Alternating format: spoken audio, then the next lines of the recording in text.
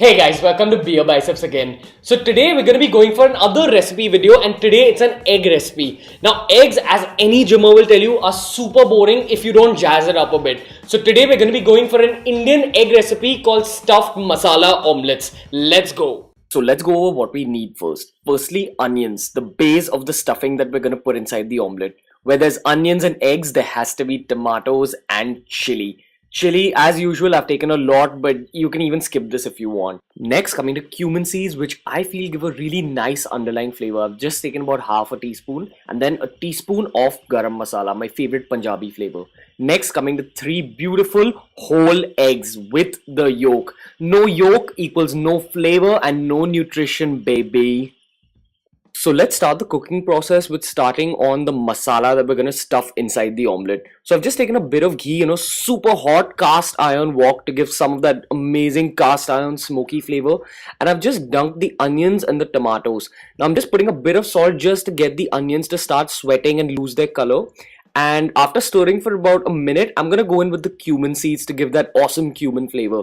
I'm going to stir it a bit more, and towards the end of the cooking, I'm going to be putting some garam masala and some chili. Make sure you put in the garam masala only towards the end of the cooking. If you stir fry garam masala a lot, it tends to become bitter. And if you stir fry the chilies too much, they tend to lose all their spice and all their freshness. And we want that omelette to be fresh and spicy.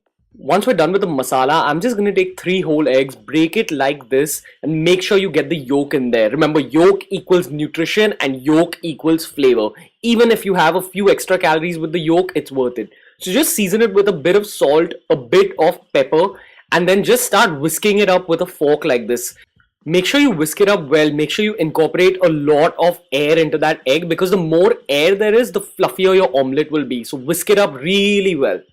Okay, so you start the cooking process with pouring a generous amount of ghee on your non-stick pan. Now, I know I've taken a lot here, but that's for 2 reasons. 1, it's my bulk season and I'm trying to get all the calories I can get.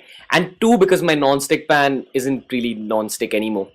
But you can do this exact recipe with very little oil. Just about 1 teaspoon will do. Okay, so you keep heating the pan on a high flame until the oil loses its thickness and becomes thin. And that's when you lower the flame like this.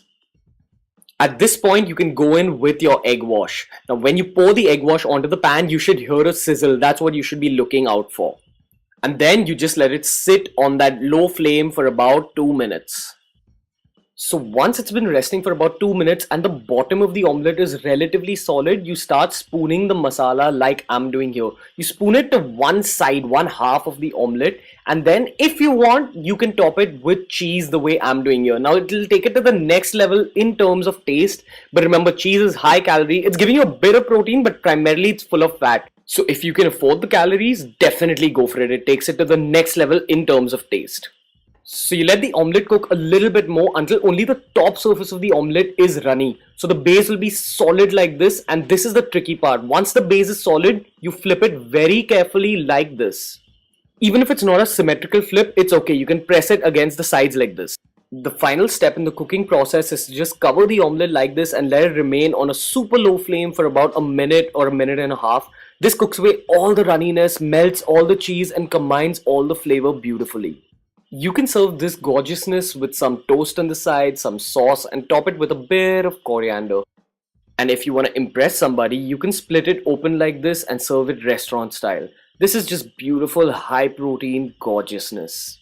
Hey guys, I hope you all liked today's video. If you all did, make sure you give it a thumbs up, leave a comment, and remember to subscribe to BeerBiceps. If you want to follow my personal fitness journey, you can follow me on Instagram at BeerBiceps, on Twitter at BeerBiceps93, and my Snapchat ID is ranveer.1693. That's my Facebook page, so make sure you give that a like as well. So until next time guys, from Ghee and BeerBiceps, see you. Ghee, say bye. Say bye. Say bye, bye, bye, bye, bye, bye, bye, bye.